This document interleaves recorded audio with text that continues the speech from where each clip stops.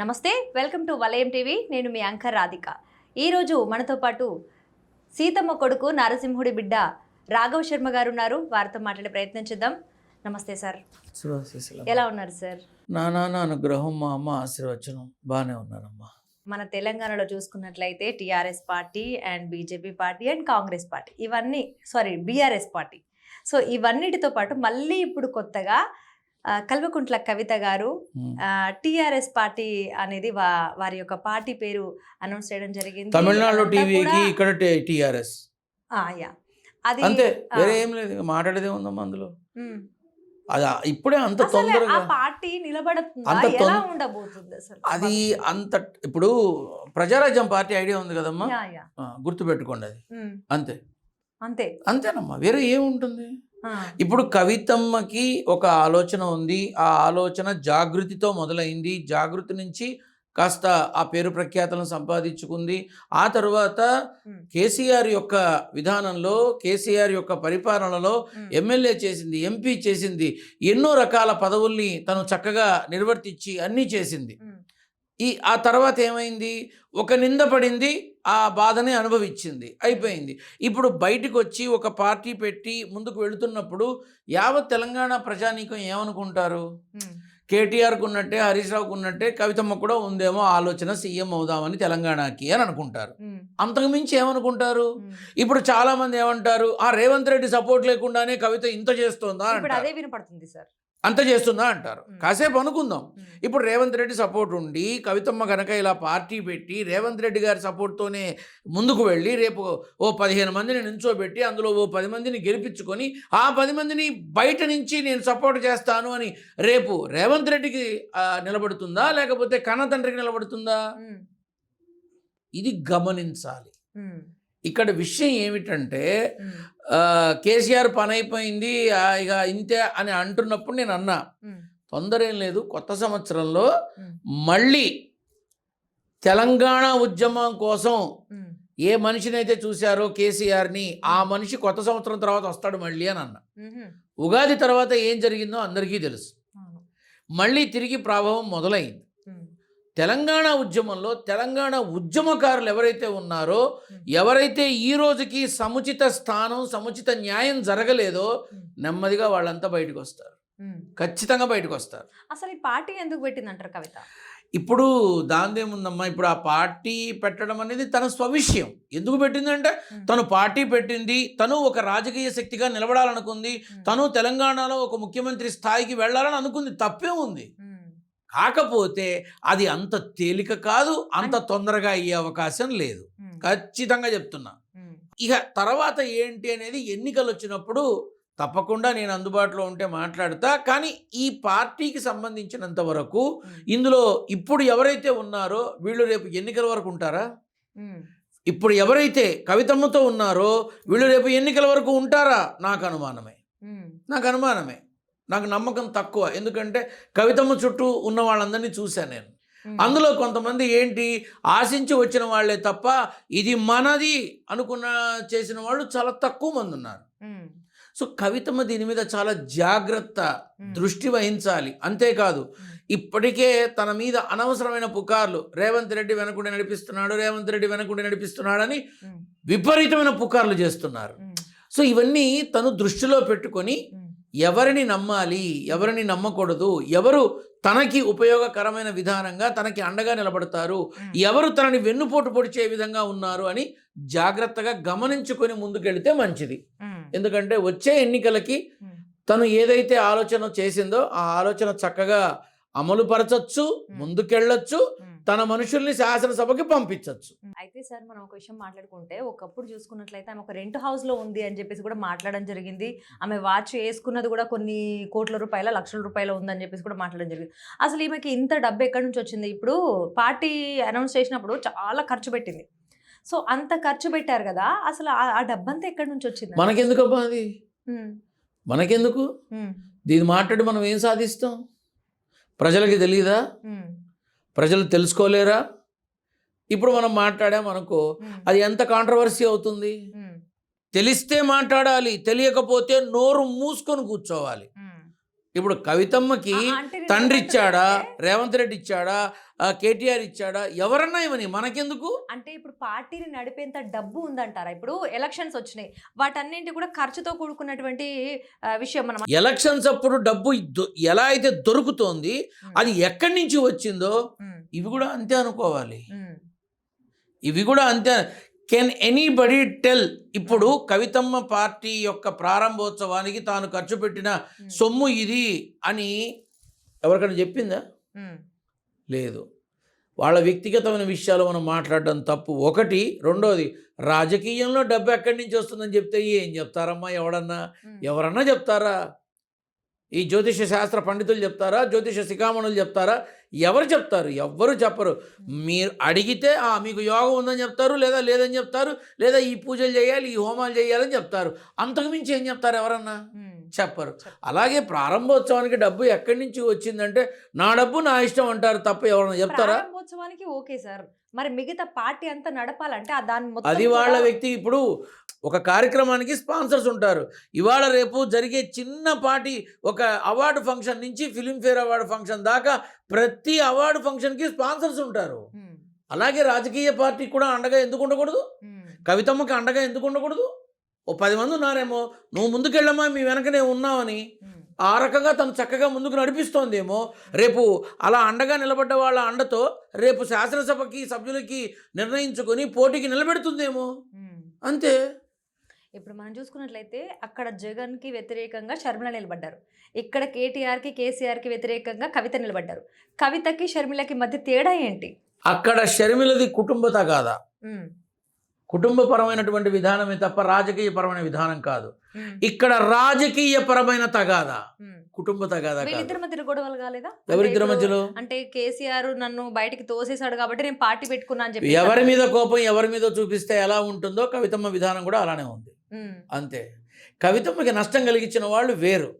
కానీ కవితమ్మ ఏం చేసింది? కేసీఆర్ దగ్గర నుంచి పక్కకు జరిగింది.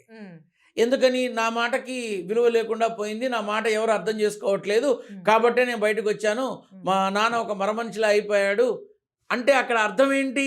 తండ్రితో విభేదాలు లేవు. తండ్రి చుట్టుపక్కల ఉన్న వాళ్ళ వల్ల ఇబ్బందులు, కష్టాలు, కడగండ్లు వచ్చాయి. ఆ కడుపు మంట ఉండలేక బయటకు వచ్చింది. అంతే. తండ్రితో విభేదాలు లేవమ్మా కవితమ్మకి. దయచేసి చెప్తున్నా, తండ్రి బిడ్డల మధ్య గొడవ తీసుకురావద్దు అని నేను కోరుకుంటున్నా. అంతే. హరీష్ రావుని ఎందుకు ఆమె టార్గెట్ చేసింది అనేసి జనాల నుంచి వినబడుతున్నటువంటి క్వశ్చన్. హరీష్ రావు, కవితమ్మ వీళ్ళిద్దరి మధ్య ఏ వ్యక్తిగతమైన లావాదేవీలు ఉన్నాయో మనకు అనవసరం. కాకపోతే హరీష్ రావు, మన కేసీఆర్, కేటీఆర్ తర్వాత హరీష్ రావుకున్నంత ప్రాభవం కన్న బిడ్డకి లేదు, కవితమ్మకి లేదు అనేటటువంటి ఒక చిన్నపాటి నిప్పుకొణం రాజుకొని అది వాళ్ళ రాజకీయ పార్టీ దాకా వచ్చింది. అంతే. కేసీఆర్ సీఎం అవుతాడంటారా? అది ఇప్పుడు చెప్పడం ఎందుకమ్మా, ఎన్నికల చూడ మాట్లాడదాం. కేసీఆర్కి యోగం ఉంది కాబట్టి మళ్ళీ సింహం బయటకు వచ్చింది. అంతే. ఇప్పుడు యోగం ఉందా? ఆయన 10 ఏళ్ళు చేశాడమ్మా సీఎంగా. అవును. ఇవాళ కేసీఆర్ గనక తెలంగాణ రాష్ట్రం తీసుకురాకపోతే ఇవాళ సీఎంలుగా, మంత్రులుగా, ఎమ్మెల్యేలుగా, ఎంపీలుగా ఇంకో పార్టీ వాళ్ళు చేసే అవకాశం ఉంటుందా? My straight question. ఉండదు. ఇవాళ తెలంగాణ అనబడేది వినబడుతోంది అంటే దేశానికి స్వాతంత్రం తెచ్చిన గాంధీ మహాత్ముడు ఎంత ఖ్యాతి గడించాడో ప్రపంచ చరిత్ర చిత్రపటంలో తెలంగాణ అంటే కేసీఆరే, ఇంకొకళ్ళు కాదు. ఇప్పుడు నన్ను కేసీఆర్, ఆవిడ కేసీఆర్ తొత్తు, కేసీఆర్ కుక్క, కేసీఆర్ ఇది 100 పెడతారు కామెంట్లు. I don't care about it. కానీ ఇది నిజం. తెలంగాణ అంటే ఫస్ట్ గుర్తొచ్చే ఒకే ఒక వ్యక్తి ఆన్ బిహాఫ్ ఆఫ్ తెలంగాణ ఉద్యమకారులకి ప్రతిరూపం కేసీఆర్. ఒక్కడే గుర్తొస్తాడు. తెలంగాణ ఉద్యమం మొదలుపెట్టింది కేసీఆర్, తెలంగాణ ఉద్యమానికి పురుడు పోసింది కేసీఆర్, తెలంగాణ ఉద్యమంలో పాల్గొనేలా ప్రజల్ని చేసింది కేసీఆర్, తెలంగాణ తీసుకురావడానికి కారణం అయ్యింది కేసీఆర్. ఇంకెవరమ్మా తెలంగాణ గురించి మాట్లాడింది? కానీ ఇవాళ అదే మనిషిని జైల్లో పెట్టాలని ఒకళ్ళు, తీహార్ జైలుకు పంపాలని ఒకళ్ళు, అసలు అన్పాపులర్ చేయాలని ఒకళ్ళు, అన్ని రకాల ఉచ్చుల్లో బిగించాలని ఒకళ్ళు, ప్రయత్నాలు చెయ్యని, అది అది రాజకీయపరమైన రణరంగం, నాకు అనవసరం. ఇప్పుడు కేసీఆర్ గారు ఒక్కరు కొట్లాడితేనే ఈ తెలంగాణ వచ్చిందంటారా? నేను ఆ మాట నువ్వు సరిగా వినలా. తెలంగాణ ఉద్యమకారులు పాల్గొనేలా చేసింది ఎవరు? కేసీఆర్. కేసీఆరే గనక నడుం బిగించి ముందుకొచ్చి తెలంగాణ ఉద్యమానికి పురుడు పొయ్యకపోతే అసలు ప్రజలు ముందుకొచ్చారా? యూనివర్సిటీలో బయటకు వచ్చారా? ఎందుకు రాలా? అంతకుముందు ఎందుకు రాలా? ఒక్కడే నేనంట ఆన్ బిహాఫ్ ఆఫ్ తెలంగాణ ఉద్యమకారులందరికీ నాయకుడై నిలబడ్డాడు. కేసీఆర్ని నాయకుడిగా ఎన్నుకుంది తెలంగాణ ఉద్యమకారులు, కేసీఆర్ కాదు. ఉస్మానియా యూనివర్సిటీలో ఏం జరిగిందో ఆనాడు, ఆ రోజు నుంచి ఈ రోజు వరకు అన్నీ చూసిన వాడిని, అన్నీ చెప్పిన వాడిని. నాకు తెలియంది అక్కడ ఏముండి చచ్చింది గనక. కాకపోతే ఈ రోజుకి తెలంగాణ ఉద్యమంలో అసువులు బాసిన వాళ్ళకి సమన్యాయం జరగల, ఈ రోజుకి జరగల. అది తెలంగాణలో బీఆర్ఎస్ గవర్నమెంట్ ఉండని, ఇప్పుడు కాంగ్రెస్ గవర్నమెంట్ ఉండని, తెలంగాణ ఉద్యమంలో ప్రాణాలు కోల్పోయిన వాళ్ళందరినీ లిస్టు చేయండి. 1000 మందికి పైగా ఉంటారు. అందులో ఎంతమందికి గవర్నమెంట్ ఉద్యోగాలు వచ్చాయి, ఎంతమందికి సొంత ఇళ్ళు వచ్చాయి, ఎంతమందికి జీవనోపాధి దొరికింది, ఎంతమంది కుటుంబాల్లో జీవితంలో జ్యోతి వెలిగింది, తీయండి లిస్టు బయటికి. అది నా బాధ. కేటీఆర్ ఇటు కవిత గారు. ఇప్పుడు కవిత గారు కూడా నేను కూడా సీఎం అవ్వాలి అనేటువంటి సీఎం అనేసి మొన్న నినాదాలు కూడా చేశారు ఆమె పార్టీని అనౌన్స్ చేసేటప్పుడు పేరు. సో ఇప్పుడు మనం కేటీఆర్ అండ్ కవిత గురించి మాట్లాడుకున్నట్లయితే కవితకు అర్హత ఉందా లేకపోతే కేటీఆర్ ఇద్దరికీ ఉందా ఫ్యూచర్ లో? ఇద్దరికీ ఉంది, భవిష్యత్తులో ఇద్దరికీ ఉంది. ఎవడు చూడొచ్చాడమ్మా రేపు మళ్ళీ అంతా కేసీఆర్, కేటీఆర్, హరీష్ రావు, కవిత అందరూ ఒక కవితమ్మ బయట నుంచి నేను సపోర్ట్ ఇస్తానంటే అయిపోయా. ఎంతసేపు అమ్మా ఇంట్లో కుటుంబంలో గొడవలు? పదవికి ఉన్న బలం అటువంటిది కాబట్టి గుర్తుపెట్టుకోండి. ఓకే సార్, ఇప్పుడు బీఆర్ఎస్ పార్టీ ఇక్కడ ఉంది, మళ్ళీ టీఆర్ఎస్ పార్టీ ఇక్కడ ఉంది. అంటే వీళ్ళు ఒక స్టెప్ వెనక్కి వేయాలంటే టీఆర్ఎస్ పైనే వేయాలి. అసలు ఇది ఎలా ఉండబోతుంది? అంటే కాంట్రవర్సీని క్రియేట్ చేయబోతుందా? ముందు ఏమీ లేదమ్మా. టీఆర్ఎస్ పార్టీ అని ఏదైతే మన కవితమ్మకు ఉందో, న్యాయపరమైన చిక్కులు, న్యాయపరమైన సమస్యలు తలెత్తుతాయి, వాటిని అధిగమించాల్సి ఉంటుంది. బట్ బీఆర్ఎస్కి మాత్రం ఎలక్షన్ టైంకి they will have a very good news. వాళ్ళు ఒక మంచి వార్త వింటారు అంతే. టీడీపీకి సంబంధించి వర్కింగ్ ప్రెసిడెంట్గా లోకేష్ని సెలెక్ట్ చేశారు. ఎలా ఉండబోతుంది? తండ్రి రాజు అయినప్పుడు కొడుకు యువరాజు కాక ఇంకేమవుతాడు? అంటే పార్టీని నడిపేటువంటి ఏమన్నా అంత ఉంది అంటారా? అది ఇప్పుడు సహజంగా పురాణ కాలంలో మహారాజు తన కొడుకుని కాకుండా ఇంకెవరినన్నా యువరాజుని చేస్తాడా? చెయ్యడు. అలాగే ఈ తెలుగుదేశం యొక్క విధానంలో కూడా వాళ్ళే ఉంటారు, బయట వాళ్ళకి అవకాశం ఉండదు. చంద్రబాబు నాయుడు గారి తరపు నుంచి లోకేష్ అనబడేది కన్ఫర్మ్, ఇది అందరికీ తెలిసిన విషయమే. ఎవరన్నా ఒక్కళ్ళు అపోజ్ చేయగలుగుతారా? ఏమండి, అనుభవం తక్కువ, రాజకీయ అనుభవం తక్కువ, అడ్మినిస్ట్రేషన్ అనుభవం తక్కువ. కాబట్టి 7-8 సార్లు 6 సార్లు 5 సార్లు శాసనసభ్యులుగా ఉండి మంత్రులుగా దాదాపు 3 టర్మ్లు చేసి ఎంతో అనుభవం ఉన్న వాళ్ళని మనం పెట్టుకుందాం. చెప్పగలరా ఎవరన్నా? ఇది అందరికీ తెలిసిన విషయమే. ఏమిటి అంటే మహారాజు తన కొడుకునే యువరాజుని చేస్తాడు, ఇంకెవరిని చేస్తాడు? ఆ విధంగా అది అలా వెళుతూనే ఉంటుంది తప్ప దానికి అడ్డు చెప్పే విధానం ఎవరు చెయ్యరు. ప్రధానంగా మాట్లాడుకున్నట్లయితే ఇప్పుడు లోకేష్ కి అంత అర్హత ఉంది అంటారా? పార్టీ భవిష్యత్తు ఎలా ఉండబోతుంది? అందరికీ తెలిసిన విషయమే. అక్కడ లేదు అనే సంగతి అందరికీ తెలిసిన విషయమే. ఇప్పుడు ఇదివరకు మీద మొన్న బెటరు, మొన్నటి మీద నిన్న బెటరు, నిన్న మీద ఇవాళ బెటరు. అంత మాత్రాన తీసుకెళ్ళిపోయి ఇంకా అన్ని రకాలుగాను yes they will do that. Because ఆయన కొడుకు కాబట్టి ఆయనే అవుతాడు కదమ్మా, ఇంకెవరు అవుతారు? మీ అబ్బాయిని చేయడానికి ఇష్టం లేదు, ఇదిగో అనుభవజ్ఞులు ఉన్నారు, వీళ్ళని చెయ్యాలి మీరు, ఎవరన్నా చెప్పగలరా? కాబట్టి అది నది ప్రవహిస్తూనే ఉంటుంది, ఆ ప్రవాహంతో పోవాల్సిందే. లేదనుకో ఎదురు వెళ్ళారనుకో అడ్రస్ కూడా లేకుండా పోతారు. మరి పార్టీ భవిష్యత్తు ఎలా ఉండబోతుంది? ఇప్పుడు పార్టీ భవిష్యత్తు అనేది ఏ పార్టీకైనా ఆ యోగం ఉన్నప్పుడు బాగుంటుంది, యోగం లేనప్పుడు శుభ్రంగా 4 గోడల మధ్య ఆఫీస్లో కూర్చుంటుంది. గత టర్మ్లో ఏమైంది టీడీపీ, ఈ టర్మ్లో ఏమైంది వైసీపీ? ప్రాభవం యోగం అనేవి ఉంటాయమ్మా. అవి ఉన్నప్పుడు వాటి వెలుగు. ఇప్పుడు పెట్రోల్ ఉంటే బండి తిరుగుతుంది, పెట్రోల్ లేకపోతే బండి తిరగదు, ఓ మూల కూర్చుంటుంది. అది కూడా అంతే. యోగం ఉంటేనే ఏదైనా, యోగం లేకపోతే చాలా కష్టం. ఆ యోగాల కోసం వాళ్ళు చెప్పినా వీళ్ళు చెప్పినా ఎన్ని యాగాలు హోమాలు జపాలు తపాలు యజ్ఞాలు ఎన్ని చేసినా భగవంతుడి అనుగ్రహం లేకపోతే అవకాశం ఉండదు. ఇది గుర్తుపెట్టుకోవాలి. మరి ఇప్పుడు ఇప్పుడు ఆయన వర్కింగ్ ప్రెసిడెంట్ ఎందుకు ఇప్పుడు నేను అదే అనుకుంటున్నా, ఈ మేలో ఏమన్నా లోకేష్ బాబుని ఇమ్మీడియట్గా సీఎంగా ప్రకటిస్తారా తెలియదు.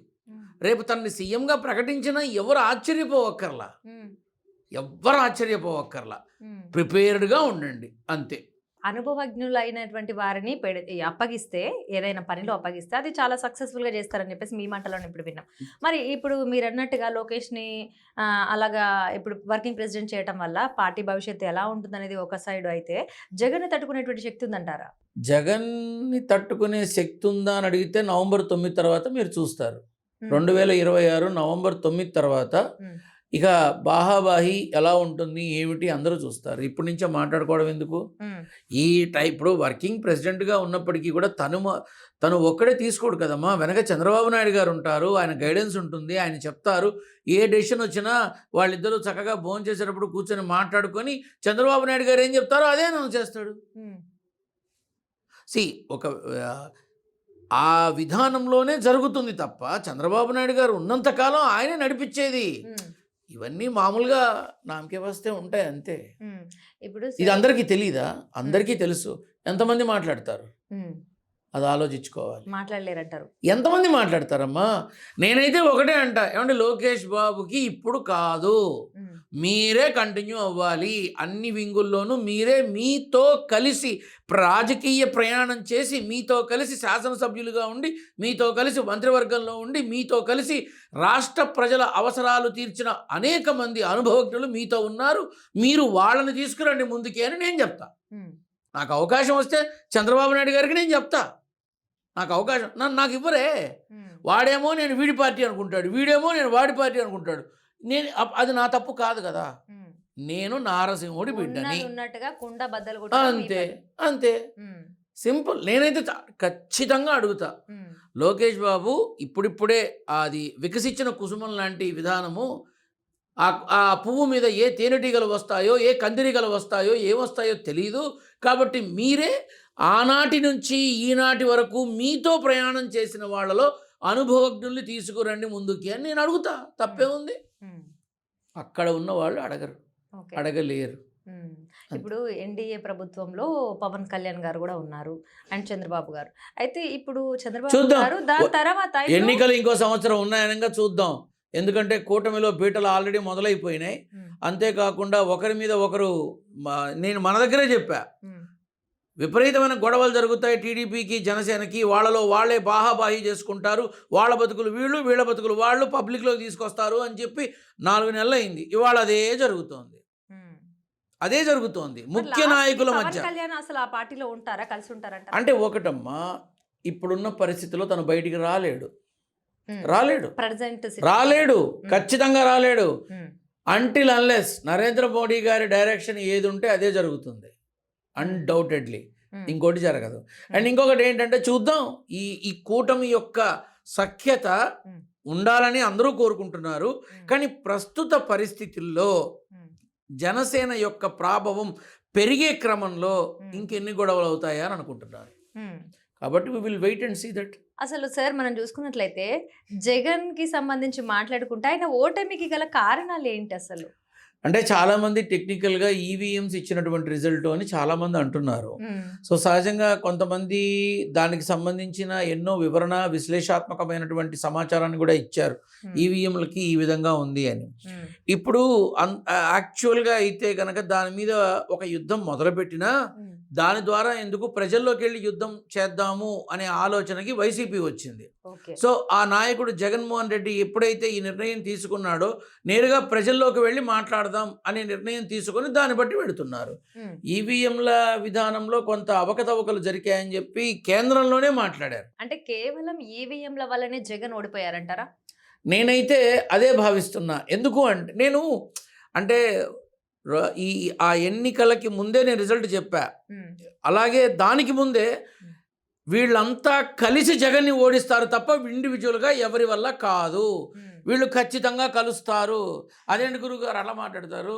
బీజేపీని నానా మాటలు అన్నారు చంద్రబాబు నాయుడు గారు, పవన్ కళ్యాణ్ నానా అన్నారు, పవన్ కళ్యాణ్ నానా మాటలు మాట్లాడారంటే ఇవన్నీ మర్చిపోయి అందరూ కౌగిలించుకొని అందరూ ఒకటయ్యి జగన్ని ఓడించాలని ఒక నిర్ణయం తీసుకుంటారు అన్నట్టుగానే కూటమి ఏర్పడింది. నేనేదో నోటుకొచ్చిన మాట ఇంకోటి ఏదో మాట్లాడట్లా. గడిచిన ఈ సంవత్సరాల్లో మాధ్యమాల్లో నేను ఏవైతే చెప్పానో అవి మీరు ఒక్కసారి చెక్ చేసుకోండి.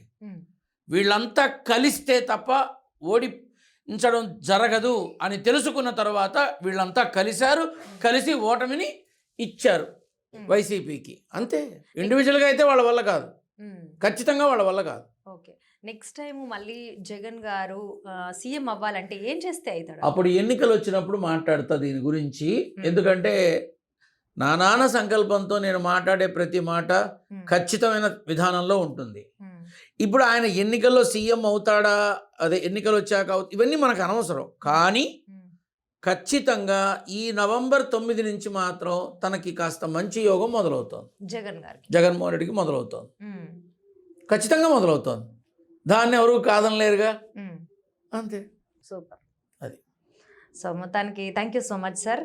ఎస్, మరి ఇది ఇవాళ ఇంటర్వ్యూ. ఇంకో ఇంటర్వ్యూతో మళ్ళీ కలుద్దాం. చూస్తూనే ఉండండి వలయం టీవీ.